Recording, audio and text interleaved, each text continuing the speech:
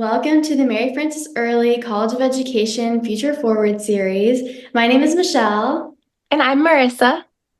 and we are student ambassadors for the college. Student ambassadors serve as official hosts of the college.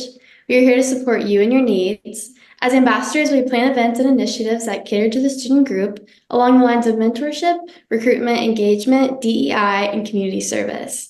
If you want to get involved, the undergraduate ambassador applications opens December 1st. Please reach out to either of us if you have any questions about the program or if there's anything that you would like to see from the ambassadors. The Mary Frances Early College of Education is proud to welcome today's guest speaker, UGA alumnus Ken Chrzanowski. Ken is a proud College of Education alum and is recognized as an award-winning educator. Ken now focuses his teaching background on an essential everyday life skill, financial wellness and literacy. Since joining Georgia United, he has led development and deployment of financial education seminars and webinars and counseled employees at the credit union's 400 plus partner companies, the University of Georgia, Georgia State employees, K-12 and Board of Regents educational systems, and the Archdiocese of Atlanta. Thank you so much, Marissa. I certainly appreciate that. And as you mentioned, I am a proud Mary Frances Early College of Education graduate. Although, as I like to say, I attended in a different century, which is kind of daunting to say out loud. But I enjoyed my time at UGA. Again, I retired from the teaching profession, and I'll get to that, how I ended up at a credit union here in a minute. But one of the things that I enjoy so much is that, in case you don't know, Georgia United Credit Union is the official credit union for UGA. We merged with the UGA Employee Credit Union in 2004, and every UGA student, faculty, or staff member can join Georgia United and take advantage of our full service financial suite of products and services. And I'll get into a little bit more about what credit unions are, as well as talk about financial literacy topics as well. The interesting thing is I taught high school social studies. So I'm a former teacher of the year in Gwinnett County. I had a great, wonderful career. I did some coaching. And then when I was getting ready to retire, I had a friend of mine ask me, or actually invited me over for dinner, and he worked at a credit union, and he said, "I want to hire you." And I said, "To do what?" And he said, "To teach financial education." And I said, "Todd, I have two questions for you. One, what's a credit union? And secondly, I teach social studies. I don't know anything about financial education." And he said, "Exactly. That's why I want you to learn about it and teach it, because I know you have the teaching chops." And so when I got to work with a credit union, I was both sad and mad. And it was more so from the fact that all the things I'm about to teach you right now or mention to you, I didn't know. These are everyday life skills that most people don't learn anything about. And think about, in the course of your lifetime, all the financial decisions you're going to be making. You're going to be buying cars and houses, and you're going to be using credit cards, and all the things that you're going to be trying to set yourself up financially to do the things you want, and eventually get to the point in your life where you can retire and enjoy your retirement years. So I was mad because I didn't know these things. And these are things that I want to share with you. I was also mad because I realized over the course of my lifetime, just because no one had ever taught me, and I'm not blaming anyone, it just wasn't part of my world, I wasted tens of thousands of dollars. Think about all the cars you're going to buy in your lifetime. Think about the houses. Think about the interest you may pay on your credit cards. If you utilize the right things, and by the right things, I mean utilize a credit union, you will save over $100,000 of your own money on interest payments. Because fundamentally, what are credit unions? They are like banks. They do everything a bank does: savings accounts, checking accounts, car loans, credit cards, mortgages. We do everything that a bank does. Okay. Now the thing is that we all try and figure out, well, what's the difference then? Credit unions are not for profit. I like to joke that we're not for loss either, but we don't have shareholders. We're not affiliated with Wall Street. A bank fundamentally wants to profit off its customers so that they make profit and then their share price goes up. Okay? Credit unions have no part of that. Credit unions make enough money to pay their employees, and then fundamentally we give it back to the communities we serve. They're on campus at UGA. I sponsor Financial Literacy Day on the Lawn through the College of Family and Consumer Sciences. I'm on the board of advisors for the School of Social Work. We do partner with them. We sponsor the MLK Freedom Breakfast. There are many outreaches, which is very cool to me at this point in my life to be able to give back to my university, the place that has given me so much, that I love doing things like this. This fills my passion bucket. So banks are for profit, credit unions are for not. Now, the thing with credit unions is anybody can join them. Back in the old days, you had to belong, like back when the UGA Employees Credit Union, you had to be a UGA employee. Well, now that's been relaxed. Anybody can join Georgia United. Anybody can join a credit union wherever you go. So whether you're in Athens or Georgia or you move somewhere else, find a credit union. They are going to be cheaper. And I'm going to say these things now. If you go to a bank and a credit union with the same exact credit score for a car loan, a credit union will be between 1% and 6% cheaper on their interest rate offered. You get a mortgage. You look at the interest rates and those are fine, but there's this other part called closing costs, which is like your intangible tax, your attorney's fees, the origination fees. Credit unions have half the closing costs that a bank does. A $300,000 house has about $9,000 in closing costs at a bank. With a credit union, it's $4,500. That's a check you have to write when you buy that house. So credit cards. Our credit cards start at 13.25. There's that famous commercial, and I love Samuel L. Jackson. What's in your wallet? What's in your wallet is a 25% interest rate credit card. And because people don't know that they should be shopping for better rates, just in case, as we know, life happens, and sometimes you have to carry a balance, you want to be paying as less interest as possible.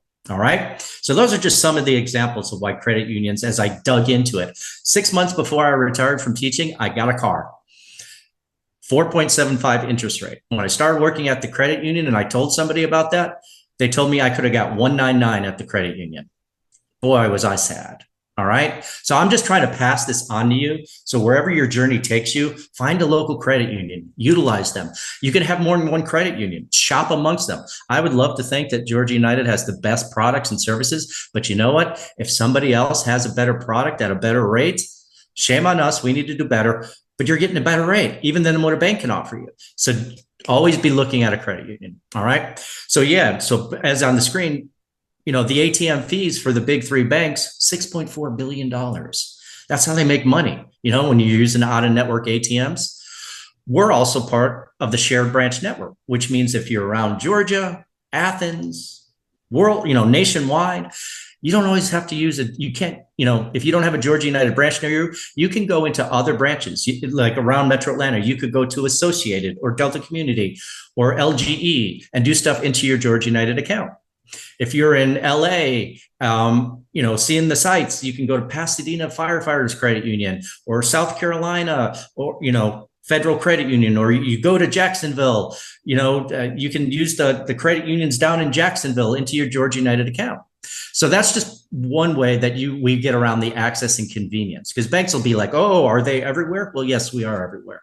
All right. So we're going to learn, and we got limited time, so I'm going to go kind of quick, but these things are very important. One thing I want to stress to all of you is when you work in education, there's something I want you to be aware of. When you go and get that first job, make sure you ask a simple question. Is this system a part of Social Security or not? Okay. Because not all systems are part of Social Security. Now there's the teacher retirement, which is great and wonderful and love it. But for example, Gwinnett was not part of Social Security. So if you retire from Gwinnett, you're not going to get any Social Security benefits. Now, if you teach in Forsyth or Hall or wherever, they're part of Social Security. You'll get 8.5% taken out of your salary, sent to Social Security, which will be added on top of your TRS and in your retirement bucket. So fundamentally find out whether or not your system's a part of Social Security. A lot of teachers get tripped up. And if your system is not part of TRS, not part of Social Security, I always tell people that they need to take that 8.5% that would have gone to Social Security and you put it in something called a 403B, which is an educator's 401k retirement fund. And you're going to have questions, and I understand this. And this is why on this next slide, this is my email address. I'm on LinkedIn also. Feel free to friend me if you ever have questions. I have former students I had a student from the School of Social Work contact me over the summer, and she had a question about whether she should be putting more toward her retirement or paying down her student loan debt.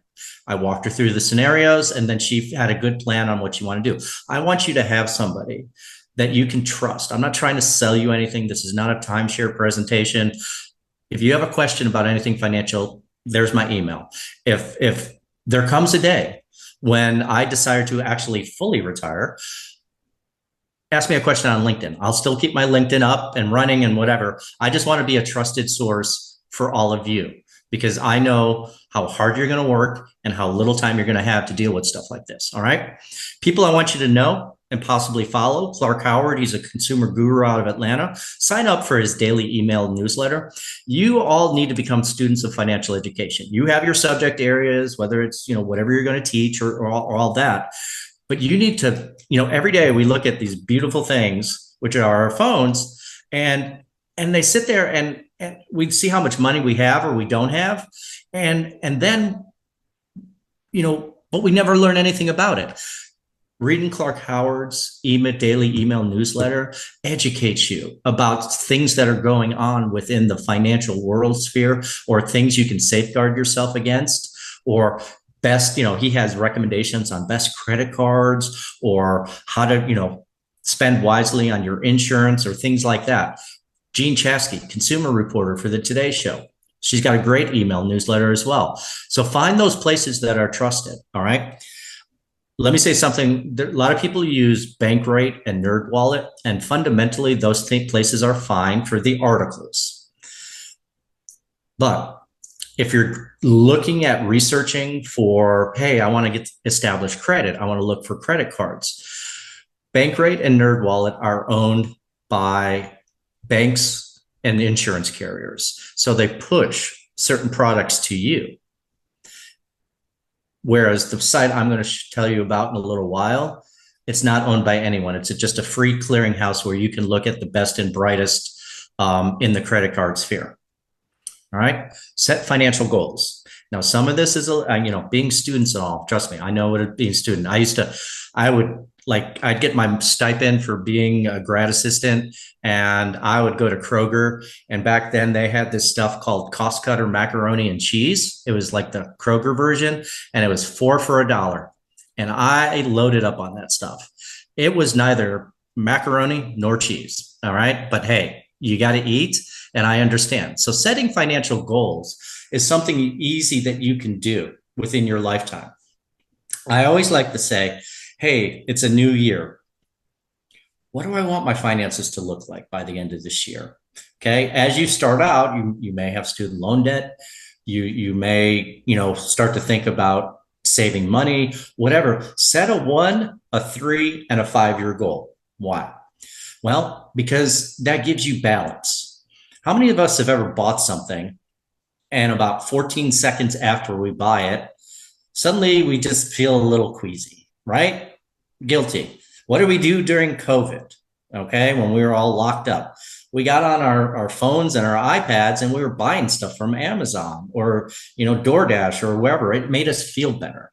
That's what capitalism is. It's an emotional connection to an item.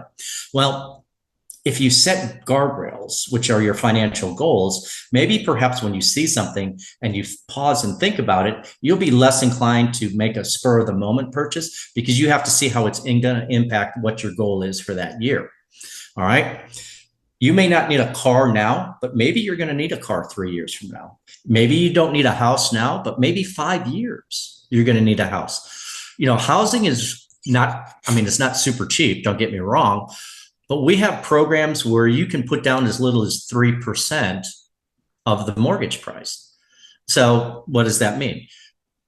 3% of a $300,000 house, that's, something you need to plan for. It's not just going to be in your bank account. So set goals. Make sure you're revising them. You can set goals for other things, and I'll mention them as we go through about your credit score and paying down debt as well. All right. One of the best things you can do is track your spending. Now, I do this for a living, and I'll be real honest. I get that email from my credit union that says your new e-statement is available. Do you think I look at this? No, I do not.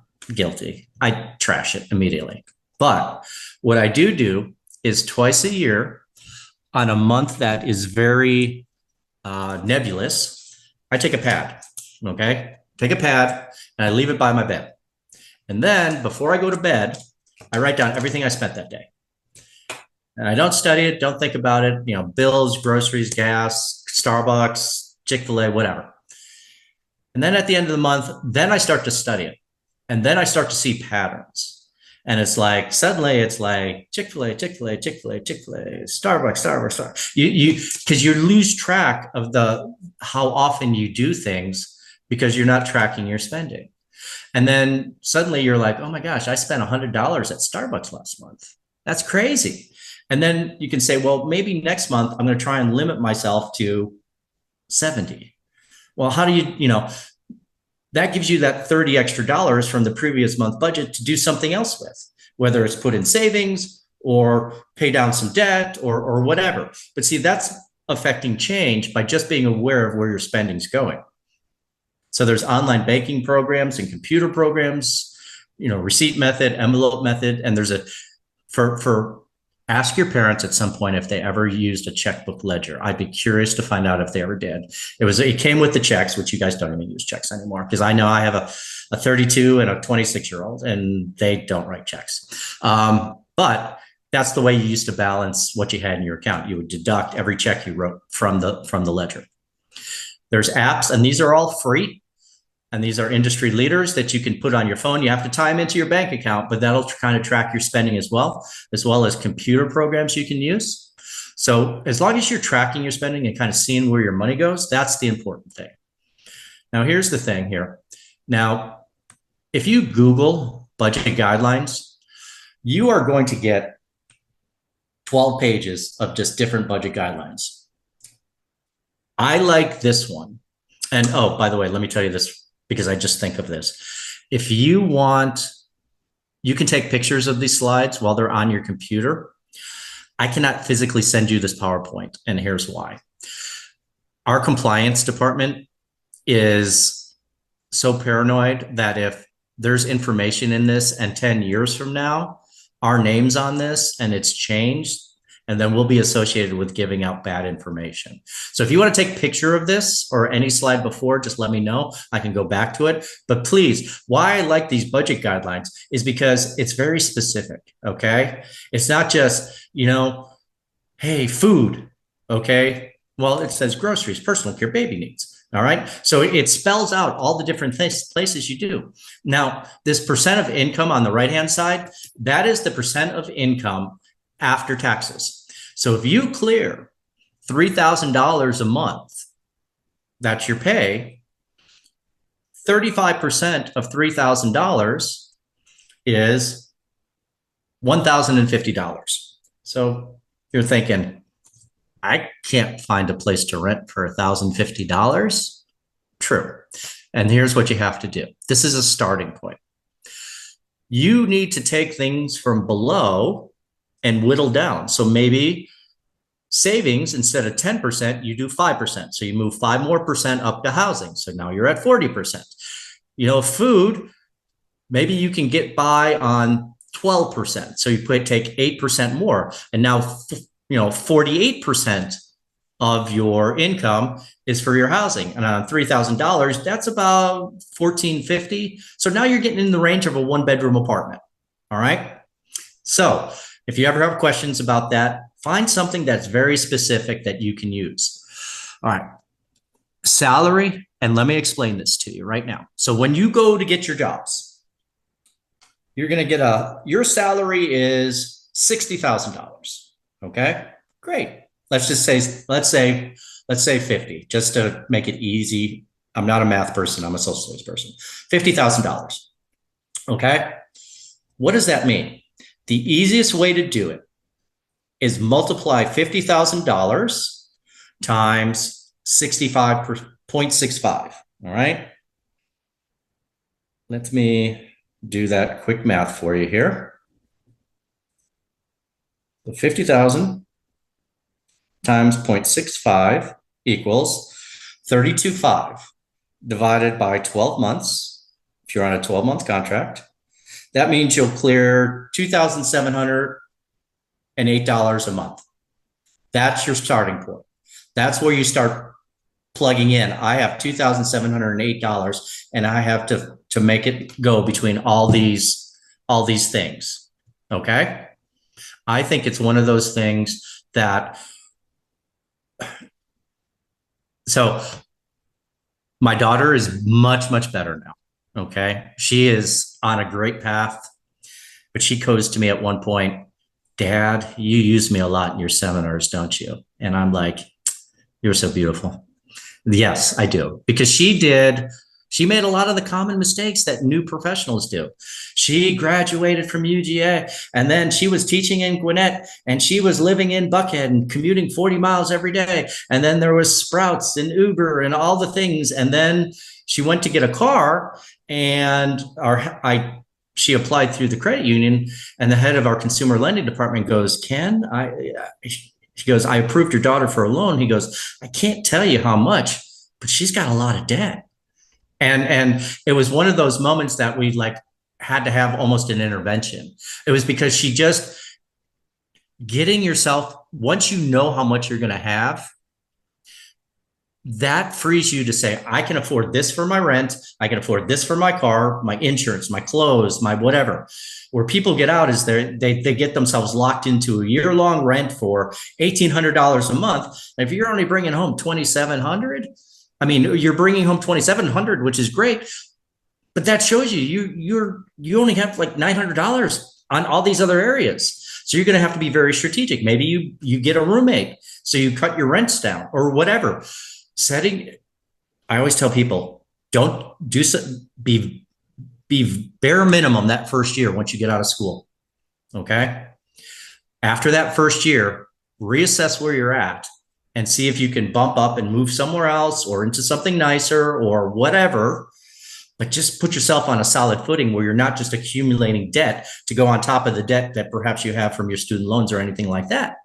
All right. I hope that makes sense to you. Please, as always, you can always email me if you have questions.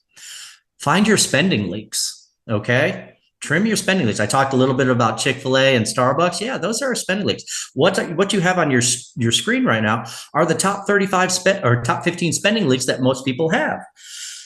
Start at the bottom, paying too much for auto insurance. Auto insurance rates, maybe you're aware, have gone up 25% over the last 3 years. Why? Because the cost of cars has gone up, the cost of replacement parts. See, coming out of COVID, the easiest way I can explain it to you is when they hike minimum wage at these fast food places to $15 or $20 an hour, of course you're going to be paying a lot more for your Chick-fil-A value combo. All right, because the company is not going to take less profit. They're going to try and profit just as much because they're trying to make their shareholders happy. They're just going to pass the cost on to you to pay the workers that are now costing more. So when back in 2021, the United Auto Workers got a new contract because I think all the big three American companies were all striking. Well, in order to pay all those workers, the cost of cars went up. Right now, I read something yesterday that the average cost of a new car in the country is $47,000. Okay. That's why, like under number 2 up here, spending too much on car costs, you can spend $47,000, or like, let's say you want a Toyota Camry or Honda Accord.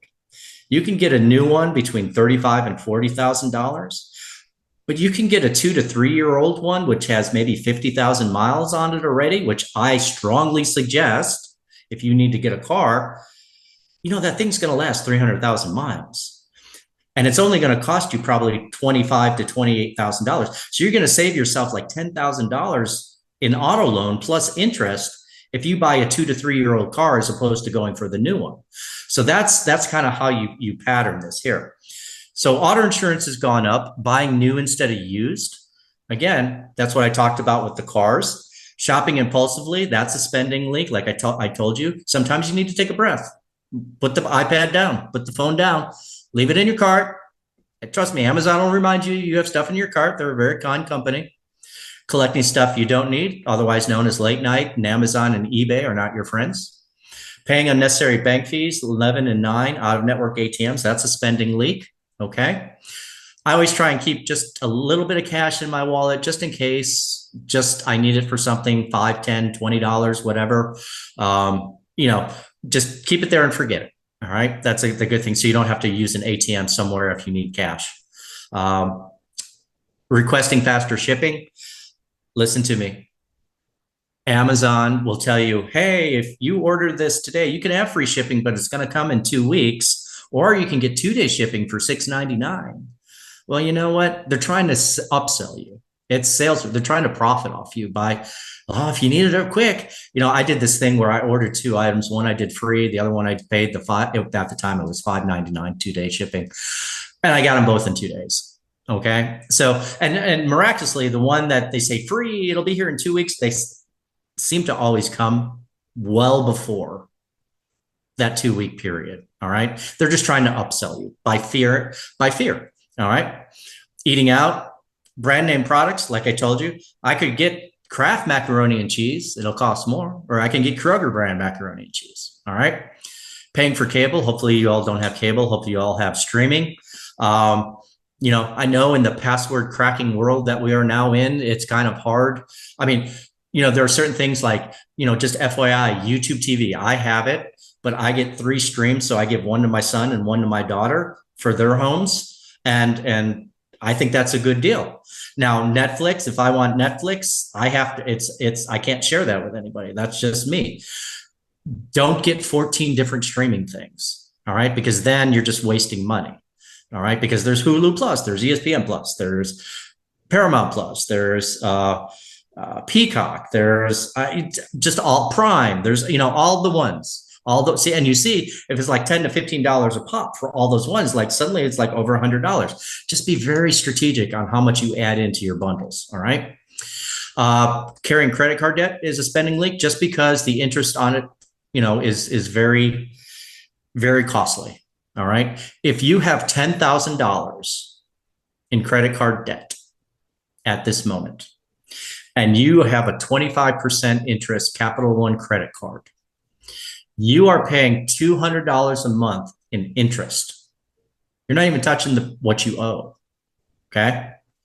That's why. So think about that. If you are paying $200 in interest there. Now, like if you had one of ours at 13.25% interest and you had 10,000, you would be paying about 125 in interest. You'd have 75 extra dollars that you could plow toward your principal on a monthly basis. So those are the type of strategic things you need to think about. Number 4, buying coffee. You go to Starbucks, and trust me, I know Starbucks at Tate Center is a beautiful place, especially in the fall. It's like, the freshmen line up, just can't wait to spend their gift cards or whatever's in their checking account. Well, if you're buying $5, I had this girl one time, I was doing a seminar, and she went to Starbucks 6 days a week. And she was in high school at the time. I was doing a group of high schoolers, and spent $5. So she was spending $30 a week. And there's a couple things educators know. High school educator, or all K through 12 educators. There's 180 school day in the school year. There's 18 weeks in a semester because we have to know when progress reports go out, when grades are due, all that stuff. Well, I showed her then that if she was doing 18 weeks at $30 a week, she was spending $1,080 a semester on coffee. And the good news is after she was just physically ill almost in the session, when I showed this to her, she sought me out the second semester when I came back to the school, and she was down to go into Starbucks one day a week, and she had saved over $500 in the interim by simply treating herself to Starbucks, but not going every day. Now, look, if I'm at an airport and have a layover or something, I'm going to treat myself to some Starbucks. But when it becomes just so repetitive that it just, you lose track of how much you're spending. All right. And then, grocery shopping without a list, or when you're hungry, things just like fly into your cart.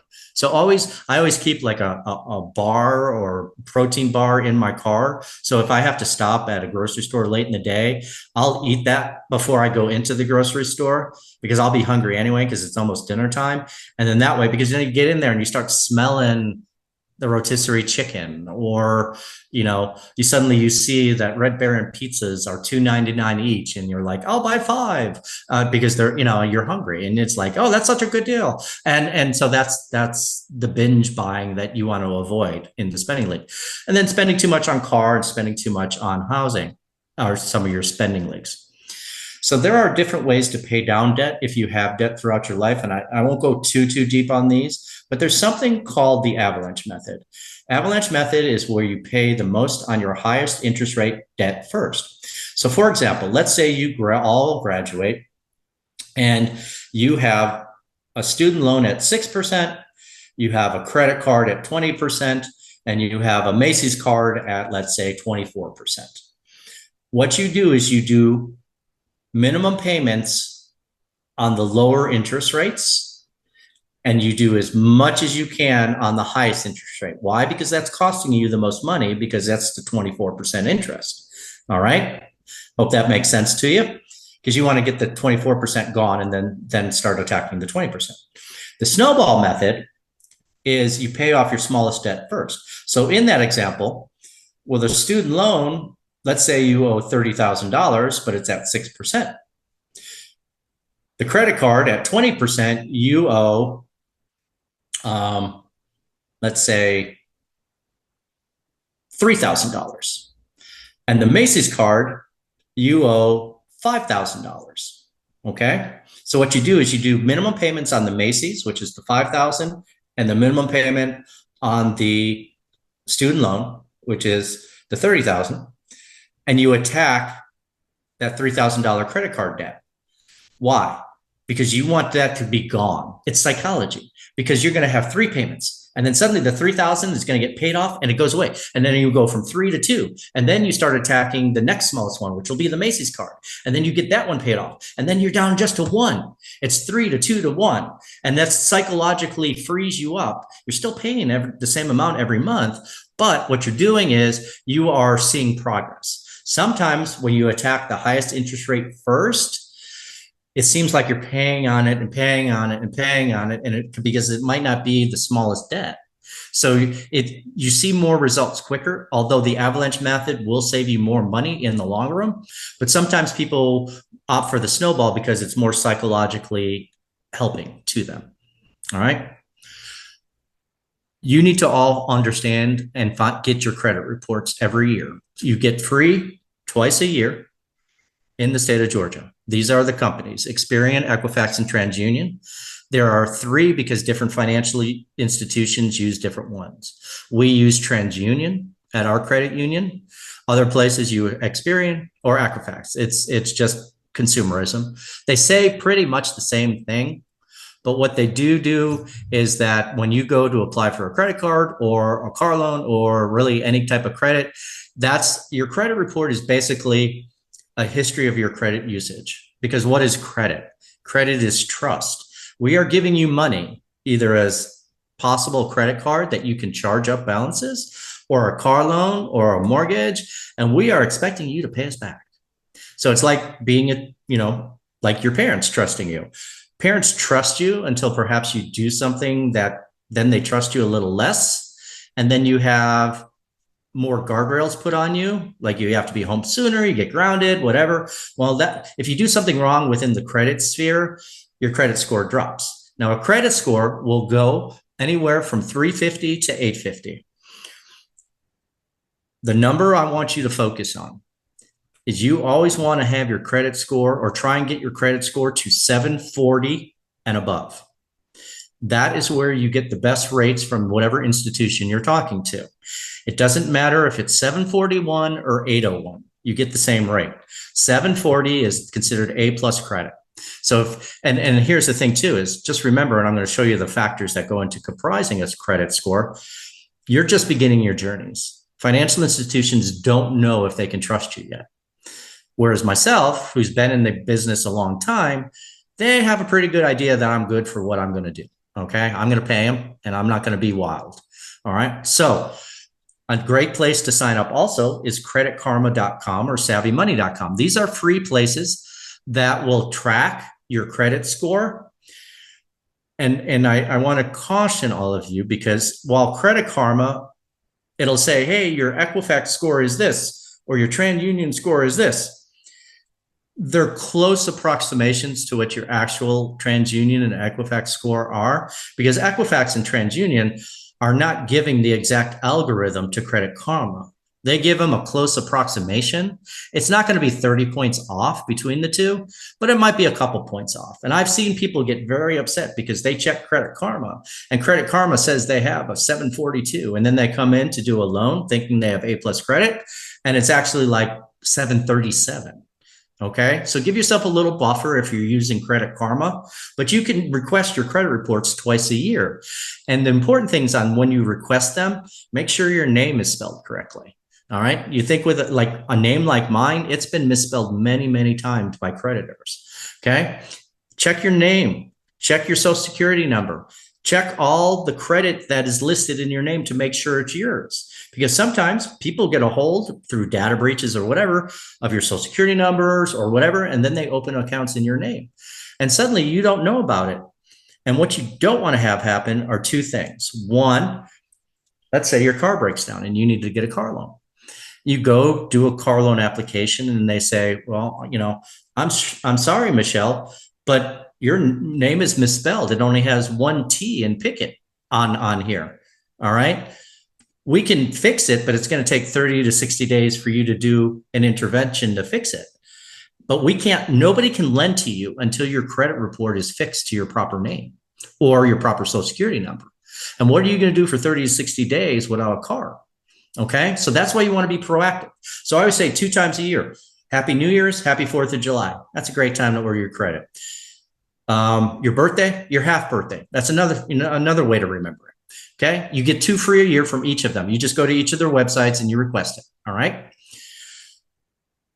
The other thing you don't want to have happen is, again, let's say on this right here, let's say that, and I'll pick on someone else this time, trying to drag this over.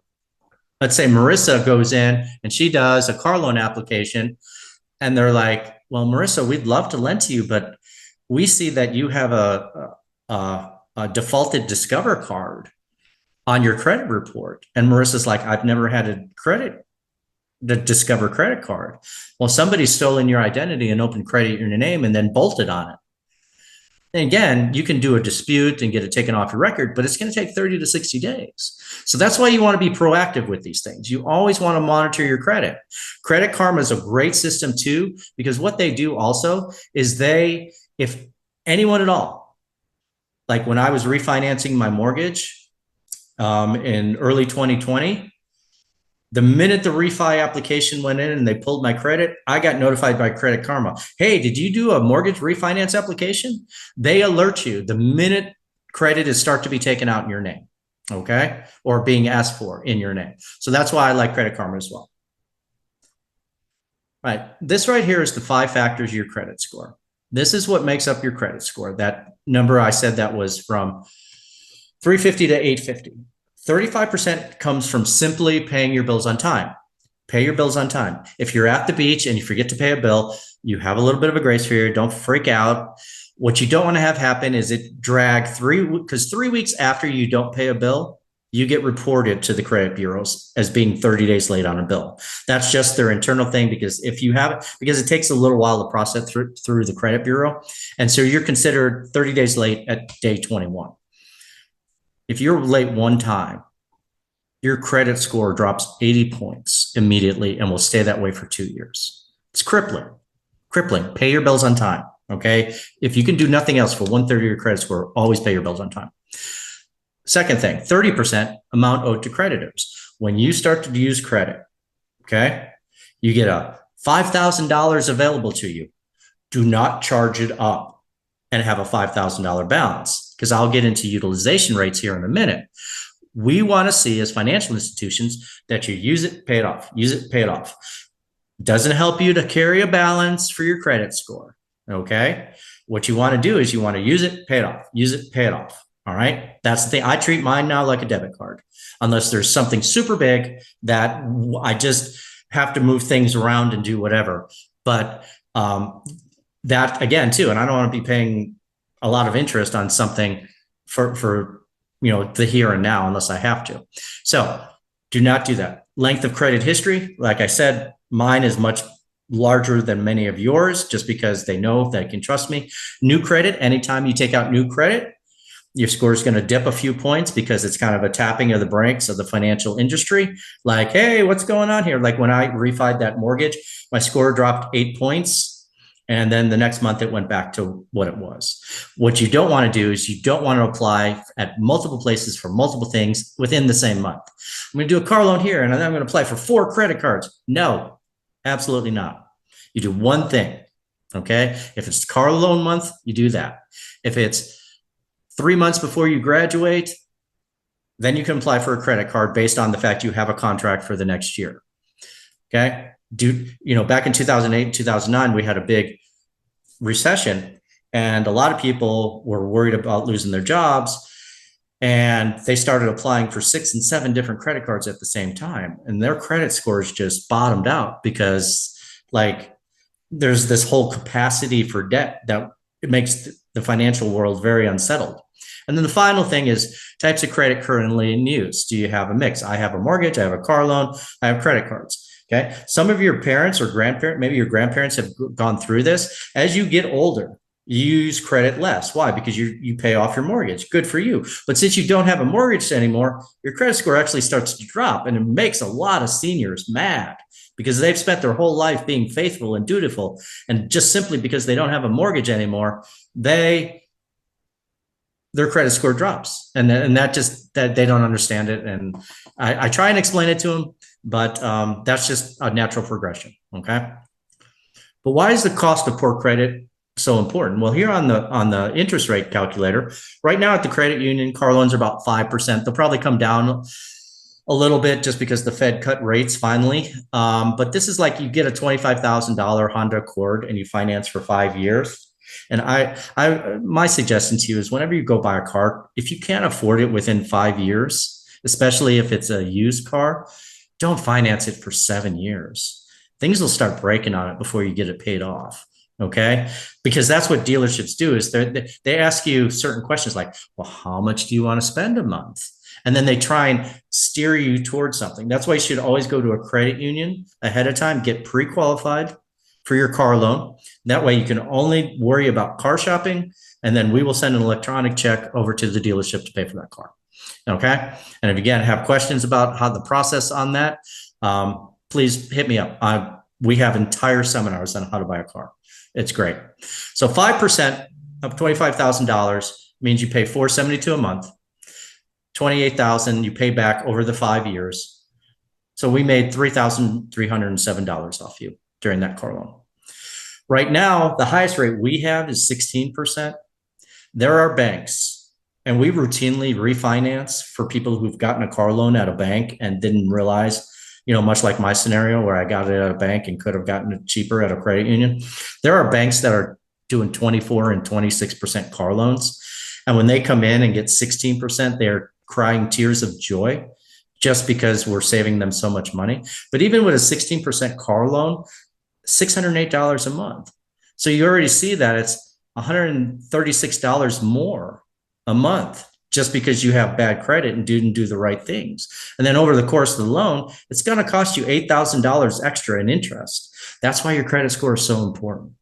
This is why you have to be the keeper of your credit.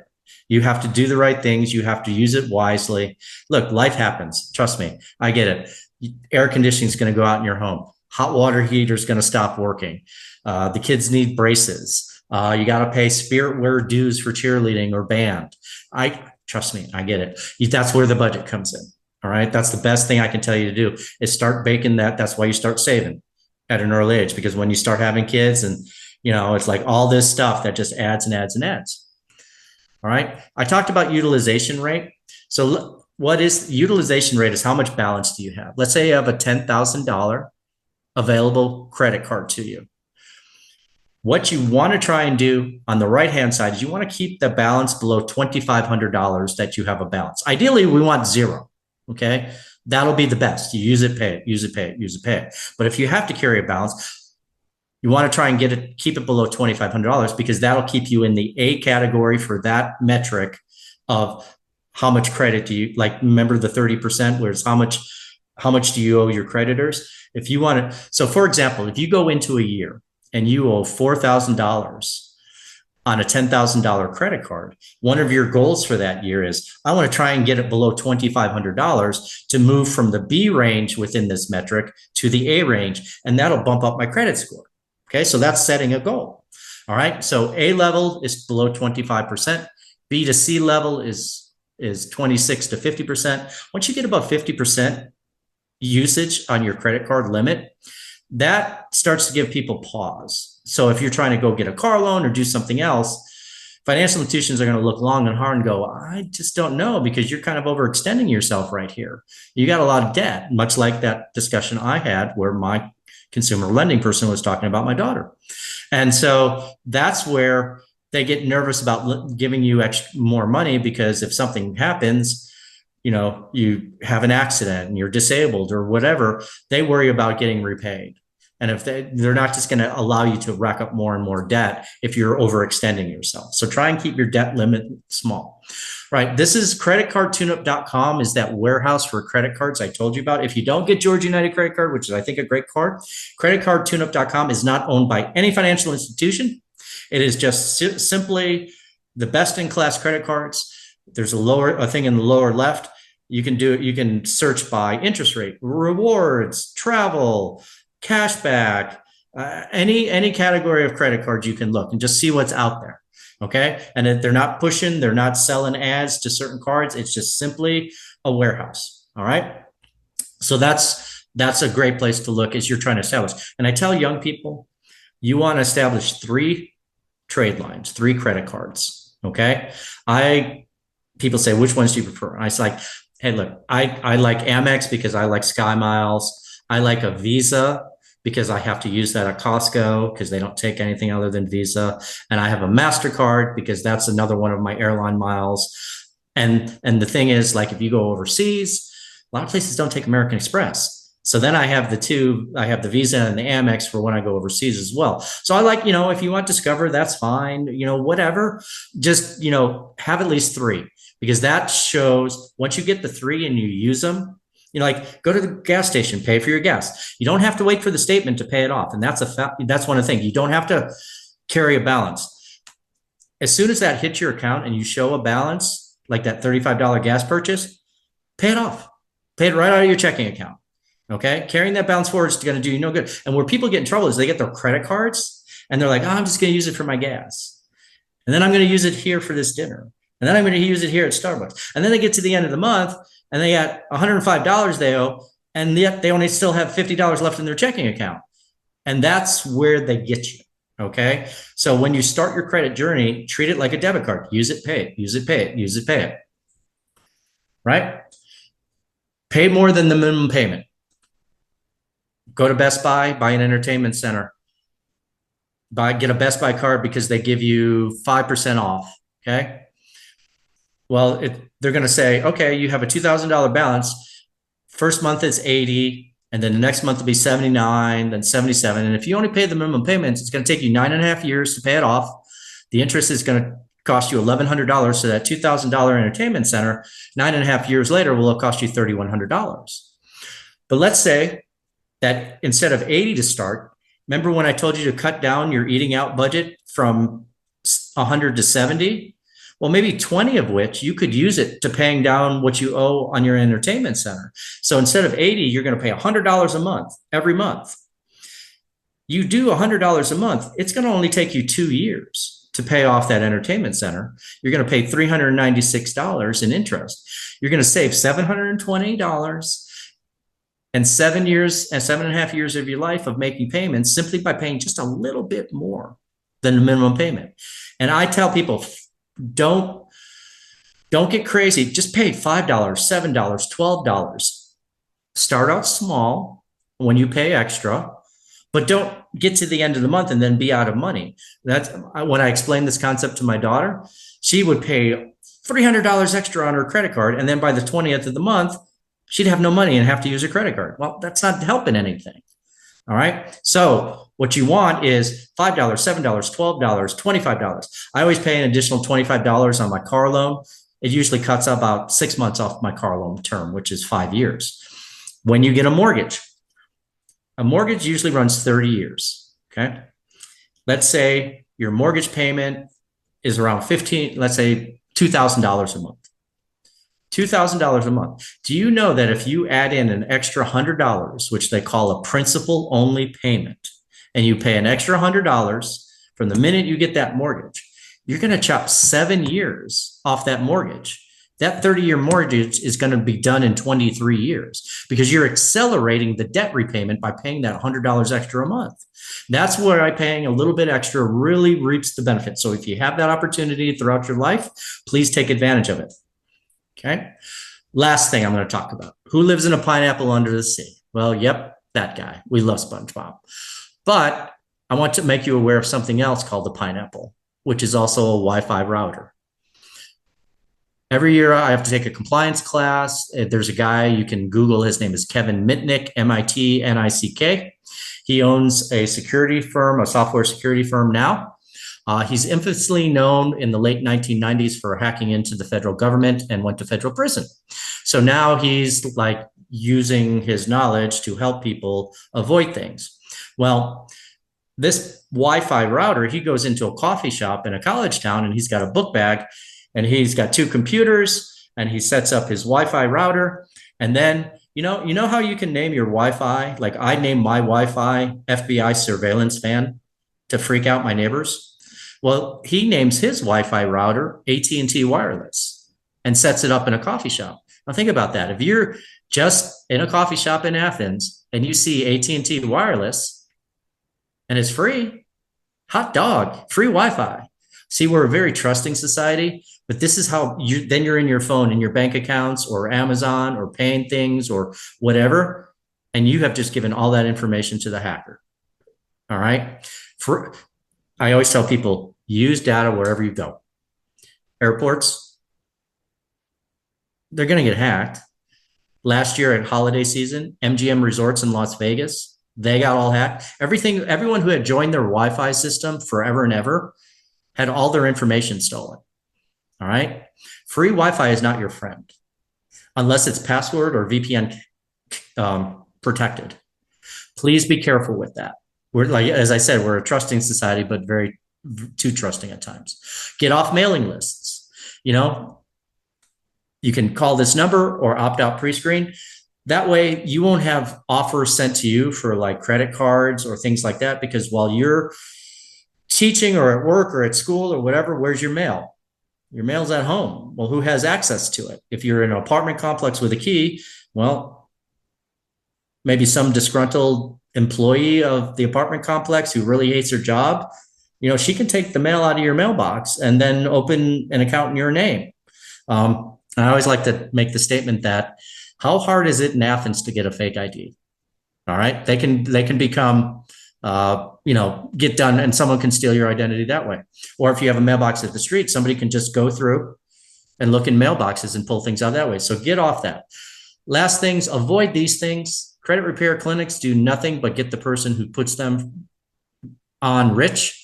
We will sit down with anyone for free and go over your credit situation and give you suggestions on things you can do and how you can do them better and differently.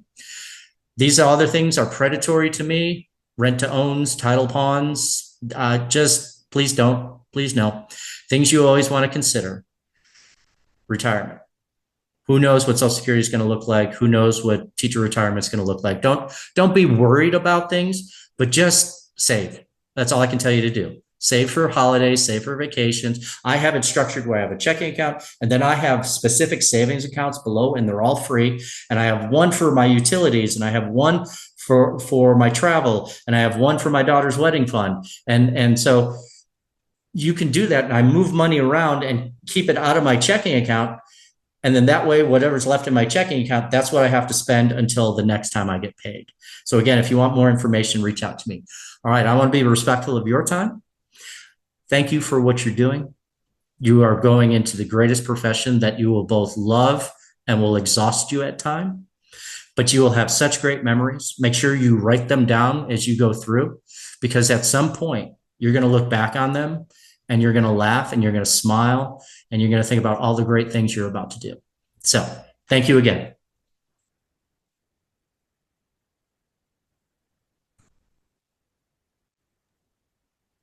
Okay, so did anybody have any questions? If so, you can leave them in the chat box.